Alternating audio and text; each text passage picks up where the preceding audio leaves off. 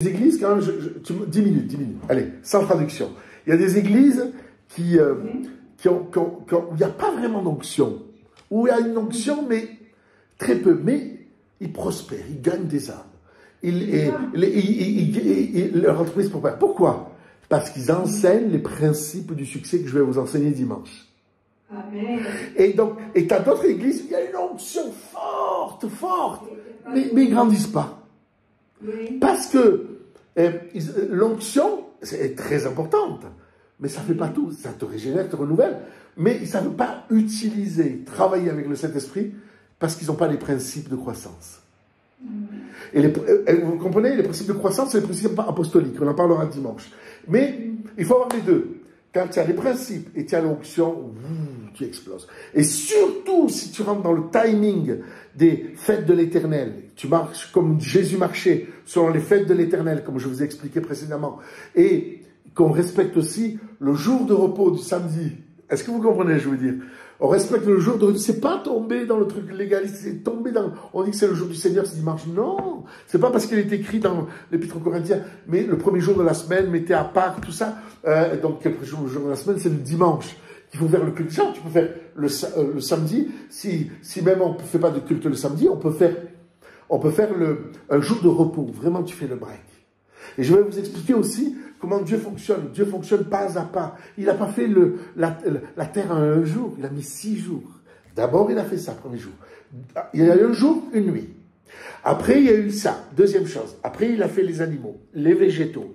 Il a fait le jour, la nuit, le soleil, la lune. Est-ce que vous comprenez? Et après, le 6e jour, l'homme. Et après, il s'est reposé. Donc, Dieu lui-même fonctionne par étapes. Amen. Et moi, je fonctionne comme ça dans mon business. J'emploie les principes que j'ai appris de Yonggi Cho. Et depuis, quand je rentre dans un business, poum, ça explose. Fortunato, il passera à tout le monde. Pourtant, je suis plein de défauts. Donc, c'est pas ça. C'est parce que j'ai compris les principes et j'ai la foi pour ça.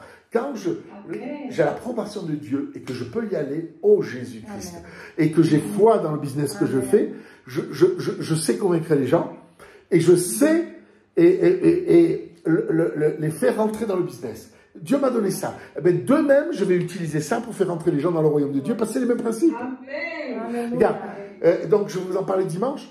C'est aussi dans les offrandes. Tu sèmes peu, tu moissonneras peu. Mais tu sèmes abondamment, tu moissonnes abondamment. Il est écrit dans Genèse au chapitre 8 et au verset 22 que tant qu'il y aura le ciel et la terre, il y aura les nuits, les jours, il y aura l'hiver, il y aura l'été, et il y aura les semences et les moissons. Ce sont des principes, des cycles. Est-ce que tu comprends? Et le domaine de la semence et de la récolte, c'est vrai au niveau des offrandes, mais c'est vrai aussi dans l'évangélisation, et c'est vrai aussi dans la vie de l'agriculture, et c'est vrai aussi dans le domaine du business. Et moi, je l'utilise dans le domaine du business, parce que le marketing relationnel, le marketing du réseau, c'est le principe du royaume. C'est pas la pyramide, c'est le principe du royaume. Ce que Paul dit à Timothée, tu as 4 générations. Paul, c'est là, Timothée, c'est là. Paul, il dit, ce que toi, Timothée, toi, tu as entendu parler de moi, Paul, toi, Timothée, confie-le à des hommes et des femmes, je rajouterai aujourd'hui, fidèles, qui soient aussi capables aussi de l'enseigner à d'autres. Tiens, tu as 4 générations. Oui. Et moi, j'avais compris ça dans le business où j'ai fait plus d'1 milliard de dollars, c'est que, en 2016 et 2017, c'est que j'enseignais bien, le premier, deuxième, troisième niveau, j'essayais d'enseigner, et après en dessous, pouf, ça explose. Tu comprends? Et je me suis retrouvé à plus de 100 000 partenaires dans mon équipe. Plus de 100 000 investisseurs avec plus d'1 milliard de dollars de chiffre d'affaires. Donc, ce que j'essaie de te dire, c'est que, dans l'évangélisation, toutes les églises qui croissent numériquement, beaucoup de membres témoignent. Beaucoup de membres évangélisent régulièrement. Beaucoup de membres invitent dans les cellules. Beaucoup de membres invitent dans les cahiers et séminaires. Invitent au culte. Les gens sont actifs. Et c'est la répétition. Ce qu'on appelle, dans le terme commercial, qui est biblique, c'est la loi des nombres. Tu sèmes peu, l'évangile, la semence de l'évangile, tu moissonneras peu. Tu sèmes abondamment, tu moissonneras abondamment. Vous comprenez, les amis, le principe? Donc, et ça, c'est très important de comprendre qu'il y a des lois spirituelles qui fonctionnent. Et c'est comme le domaine de la foi. Ce que j'essayais de tenter d'expliquer tout à l'heure, ou de réexpliquer pour mieux que ça soit compris, c'est que il y a beaucoup de gens qui sont dans la foi, mais c'est une foi qui n'est pas dans le réma encore. Parce que quelqu'un qui est dans le réma, il sait qu'il est guéri. Amen. C'est comme un jour la femme de Yonggi Cho. Yonggi Cho, il priait, il avait plein de guérisons dans son ministère, des résurrections de morts, des gens qui se levaient des chairs. Et sa femme, elle avait des grosses plaques, des gros spurasis qui se répandaient dans son corps. Il avait beau prier, ça ne marchait pas. Elle n'était pas guérie. Et un jour, il dit, je prêchais l'enseignement sur la guérison divine. Mais cette fois-ci, sa femme, elle a écouté et elle a eu le réma. Et il lui dit à la fin du culte, Jésus m'a guéri. Je suis complètement guéri. Et lui, il explique, montre-moi, parce qu'il avait tellement prié pour elle, tu sais, il voulait voir, montre-moi. Non, tu ne regardes pas, je te dis que Jésus m'a guéri. Tu ne regardes pas. Jésus m'a guéri. Oui, Non, mais Yonggi Cho, alors Jésus, il fait toujours de l'humour sur lui-même, tu sais, Yonggi Cho. Alors, il me dit, la nuit, il attendait qu'elle ronfle, qu'elle dorme, sa femme, et il me dit, j'ai descendu le drap. Waouh! Elle avait la peau de bébé complètement guérie. Mais sûrement, sur le coup, quand elle a reçu le réma, elle n'était pas encore guérie, mais elle était guérie, elle savait qu'elle était guérie. Elle avait le réma, et son propre mari pouvait lui poser la question, et elle disait non, je suis guérie. C'est pour ça que les sœurs Youmens, qu'il cite dans plusieurs de ses livres, que je vous ai souvent répété, avec Kenneth Hagin, qui explique que les sœurs Youmens, dans les années 1920, elle était médecin, elle était devenue accro, chaque fois, elle était très épuisée, elle se boostait un peu de son travail, elle était devenue accro à la cocaïne. Elle a entendu parler de Jésus, on lui a prêché Jésus, on lui a prêché que Jésus guérissait, elle avait été complètement délivrée. Et après, elle et sa sœur, ils ont reçu un héritage de famille, et ils ont acheté une grande maison. Et dans cette maison, ils mettaient que des gens incurables, qui étaient condamnés à mort par le corps médical. C'était pas simplement malade, il y en avait où l'organe était rongé déjà par la maladie. Donc il fallait plus qu'une guérison, il fallait une recréation de membres. Tu comprends? Et qu'est-ce qui s'est passé? Ah ben, elle leur enseignait toujours. On va méditer la parole de Dieu ensemble. Elle leur faisait lire plusieurs histoires de la Bible, plusieurs paraboles, plusieurs versets bibliques. Et elle disait, maintenant on va le visualiser ensemble. Allez, on va commencer à le proclamer. Et maintenant, tu as ça à faire comme exercice aujourd'hui. Exerce-toi la piété, c'est-à-dire exerce-toi à employer les principes de Dieu. On sait que la louange fait tomber l'onction. Alors quand tu loues Dieu dans une relation d'amour, pas simplement par technique, mais par relation d'amour, c'est que Dieu habite dans les louanges de son peuple. Alors quand tu le loues sincèrement, tu vénères, tu honores ton Dieu sincèrement, Dieu vient. Dieu est là, il tabernacle, il siège, il se plaît à siéger dans les louanges, le Seigneur. Donc, loue le Seigneur, tu veux Dieu dans ta vie, loue Dieu. C'est une des clés, ça. Donc, quand tu comprends les principes de Dieu, tu les appliques, et vraiment, avec un cœur sincère, ça marche. Et donc, et des fois, il y en avait qui craquaient. Elle disait, une des sœurs Youmens, elle était en bas, alors d'un coup, il y en a un, au deuxième étage, ils se mettaient dans le hall là, de la grande maison qu'ils avaient achetée, et où il y avait tous ces cas incurables, dans les chambres avec des lits.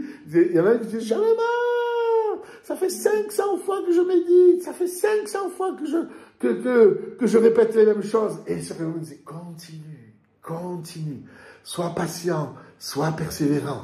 Parce qu'elle savait que d'abord, c'est une adhésion intellectuelle.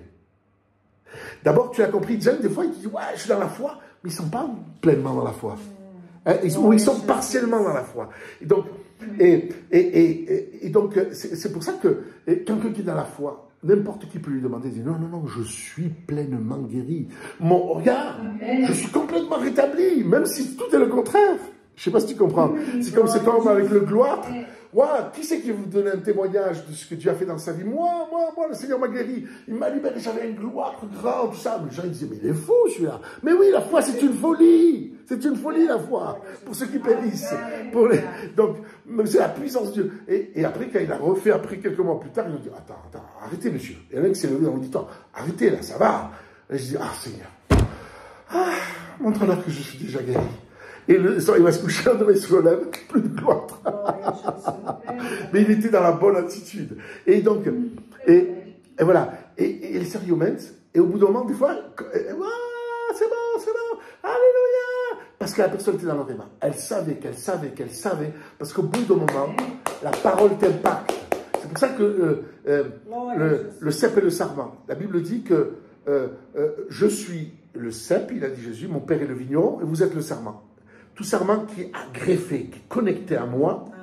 Et il m'a dit, si vous demeurez en moi, en Christ, dans sa parole, dans sa présence, et que mes paroles, dit, demeurent, ça veut dire, elles restent, pas 2 heures dans la journée, et après, c'est évacué par des paroles négatives. Pas, non, demeurent, elles sont vivantes en vous. Demandez tout ce que vous voudrez. Tout, a dit Jésus. Et cela vous sera accordé. Tout. Donc, tu vois, il y a une dimension de réma que des gens ils disent, des fois ils disent, je suis dans la foi, je suis dans la foi. Non, tu n'es pas dans la foi. Quand la femme la mère du pasteur Joel Osteen, elle était condamnée par le corps médical. Elle disait à tout le monde qu'elle était guérie. Les gens disaient, ceux qui étaient dans la foi, ils disaient, Amen, Amen, on est avec vous, ma sœur, on le croit aussi, que Dieu a agi. Elle va voir son médecin, je suis guérie. Et elle fait des diagnostics, c'était tout le contraire. Et ça s'est empiré même. Et elle explique, guérie du cancer, d'Odie Austin. Il faut le lire, ce livre. Et donc, elle t'explique le processus. Et voilà, et elle visualisait tous les jours les photos, quand elle était sur le cheval, les photos de mariage, elle était belle, en robe blanche, tout ça. Et elle se visualisait pour clamer, oh merci Seigneur, oh alléluia, parce que je suis en bonne santé, tout ça. Eh bien, il a fallu un temps pour que le processus inverse. Ça ne s'est pas passé instantanément. Et ça a été un combat, c'est ce que la Bible appelle le combat de la foi. C'est de persévérer, imiter ceux qui par la foi, ça ne suffit pas la foi, et la persévérance, hériter des promesses. Donc, des fois, c'est instantané. Alléluia, ça c'est un miracle. Ça c'est un miracle, quand c'est instantané. Mais des fois, c'est souvent un processus. Est-ce que tu comprends? Et Dieu, quand on a certaines années dans le Seigneur, même si on prie pour les autres, ça s'est passé vite pour eux. Et pour nous, on dit, mais putain, j'ai prié pour moi, ça n'a pas marché. Mais non, arrête de dire que ça n'a pas marché. Tu es déjà guéri depuis 2000 ans. Tu es déjà guéri, comme il disait Béline. Mais quand les gens comprennent ça, ils reçoivent leur guérison. Et c'est bon. Après, c'est juste une question de temps. Ça peut être instantané, progressif, ou X jours après qu'ils voient le résultat. Mais ils sont déjà guéris dès le premier jour. Quand tu vois, comme il dit, quand tu as réalisé que tu es déjà guéri, il y a simplement à croire et à recevoir. C'est tout. Tu crois, tu reçois. Et tu commences à te visualiser dans la foi, même si ton corps te dit « Aïe, t'as mal, arrête Serge de raconter des bêtises. » Donc, ça n'empêche pas d'aller voir le docteur, ça ne t'empêche pas de faire des diagnostics, ça ne t'empêche pas de suivre le corps médical, on est d'accord, hein? Mais tu restes dans la foi, tu crois que Dieu t'a guéri, tu crois que Dieu a agi, ce n'est pas le médicament qui va te guérir, tu crois que, tu peux même prendre tes médicaments, mais tu crois que Dieu t'a guéri, tu crois, que le Saint-Esprit, qui est l'esprit de la guérison, il est en toi. Que l'esprit de la recréation de membres, il est en toi. Que l'esprit qui va te retaper de A à Z. Il y a eu des témoignages, des gens qui avaient des piles métalliques au cœur qui ont disparu. Il y a des témoignages. Dieu peut tout. C'est juste une question. Quand on dit, je crois que Dieu peut tout, que Dieu peut le faire, c'est que tu ne crois pas que Dieu l'a déjà fait. Amen. Et ça, quand je dis ça, à des personnes qui des fois n'acceptent pas, ils ne comprennent pas que le langage, c'est de l'abondance du cœur que la bouche parle. Et voilà. Et c'est pas que je critique ou que je juge. Souvent, je veux aider la personne. Je dis, mon frère, ma soeur, écoute mieux. Oui, tu as compris déjà que Jésus t'a déjà guéri, mais laisse-moi t'enseigner un peu plus. Ou laisse-moi te répéter la chose en plus. Et quand la personne est dans une bonne attitude, Dieu va la bénir. Est-ce que vous comprenez? Je veux dire, elle reçoit. Voilà. Donc, alléluia. Et dimanche, je parlerai des choses extraordinaires. Dimanche. Voilà. On va parler sur la semence. Vous avez vu la semence? La semence. Il y a des gens qui ont des cœurs pleins d'épines. Ils ne reçoivent pas la semence. L'autre, c'est dans des endroits rocheux. Ah, sur le coup, ils entendent la parole. Ouais, alléluia, alléluia, c'est super, oui, je crois. Et après, il n'y a pas de racines, il n'y a pas de terre. Quelques heures ou le lendemain, il n'y a plus rien. C'est tout le contraire. Tu comprends? Il n'y a pas de racines. Mais à fort à mesure, quand tu évangélises, c'est dans l'évangélisation. Au bout d'un moment, tu vas tomber sur la bonne terre. C'est quoi la bonne terre? Un bon cœur. qui va recevoir la parole de Dieu. Celui-ci qui va se laisser les coacher, qui va se laisser que tu déracines, que tu enlèves les mauvaises herbes, que tu participes à sa délivrance, à sa relation d'aide, qui va se laisser, qui a la bonne attitude de cœur. Eh bien, celui-ci va produire 30, l'autre 60, l'autre 100, avec une graine. Celui-ci va produire du fruit, du résultat dans sa vie, parce qu'il se laisse ensemencer et il se laisse cultiver par les ministères. Est-ce que tu comprends? Voilà. Il se laisse équiper. Voilà. Et donc, gloire à Dieu. En tout cas, pour ceux qui écoutent cette vidéo, ben, vous aurez la suite la prochaine fois. En tout cas, il y a des principes, pour terminer, il y a des principes. Et c'est bien d'avoir les principes, mais il faut avoir l'onction. Déjà, c'est l'onction, l'onction, l'onction. Qu'est-ce que j'aime l'onction? J'aime la présence de Dieu. Mais si vous n'employez pas les principes demandent du travail. Le principe demande de l'action. Les principes demandent de la transpiration.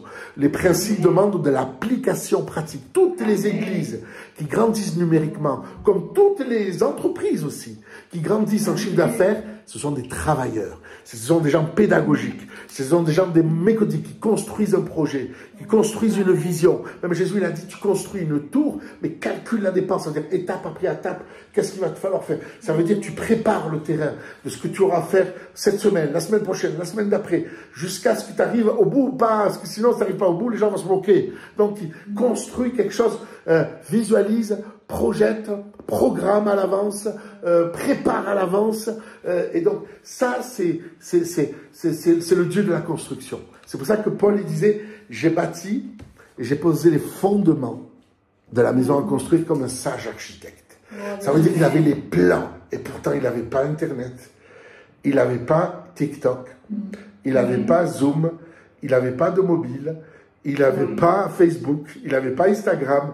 Et pourtant, il a bouleversé une partie de l'Europe de son époque. Et il a amené des révélations, des 2/3, que même pas ceux qui étaient de vivants avec Jésus pendant 3 ans ont amené à travers les épîtres. Donc, tout ça pour vous dire, mes amis, tous ceux qui réussissent, tous les réveils, c'est des gens qui passent beaucoup de temps à la prière, qui témoignent beaucoup, qui évangélisent beaucoup, et ils sèment beaucoup. Et en semant la semence de la parole de Dieu, eh bien, tu moissonnes abondamment. Tu sèmes peu, tu moissonneras peu. Voilà. C'est comme aujourd'hui, au niveau pareil, je fais le parallèle avec le monde de l'entreprise parce que c'est pareil. Le monde de l'entreprise, c'est les 5 ministères. L'apôtre, c'est le chef d'entreprise et le visionnaire. Le prophète, deuxièmement, c'est le bureau d'études, celui qui va mettre, noir sur blanc, en 3D, même aujourd'hui avec qui on peut faire des 3D, la vision de l'apôtre, du chef d'entreprise. C'est le bureau d'études. Est-ce que vous comprenez? Après, tu as le directeur, qui est le chef d'équipe. Et c'est les pasteurs. Qui coachent qui? Les commerciaux, qui sont les évangélistes. Est-ce que vous comprenez? L'entreprise est constituée de la même façon. C'est les mêmes principes qui s'emploient pour évangéliser. Toutes les églises qui grandissent numériquement emploient les principes du royaume de Dieu, comme toutes les entreprises qui font les mêmes choses emploient les principes du royaume de Dieu. La suite, à la prochaine vidéo. Soyez bénis.